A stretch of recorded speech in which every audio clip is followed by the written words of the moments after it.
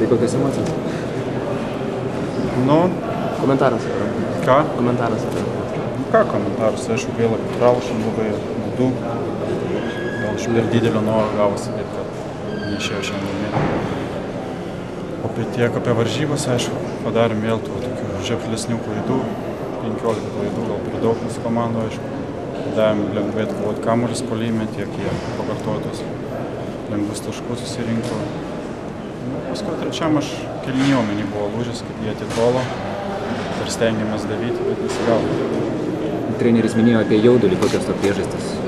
Kaip pačiam savotiškai. Aš nemanau, gal aišku, gal pirmas varžybos čempionato kažkiek tas jauduliukas buvo, bet omeny ne tas dalykas, dėl to pralašėm kažkaip. Simai, ir gynyba šiandien dirbo taip, kaip galbūt jūs šlifuojate?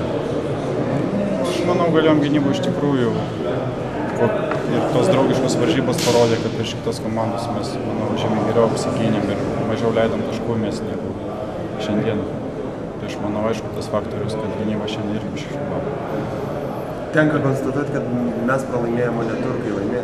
Taip?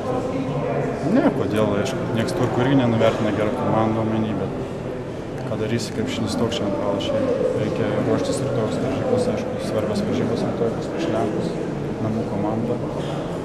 Kaupsimės ir tikėsimės ir pergalės. Ar dėl šio pralaimėjimo rytojos varžybos nebus dvigubai sunkesnė? Negu būtų, jeigu būtume padėję?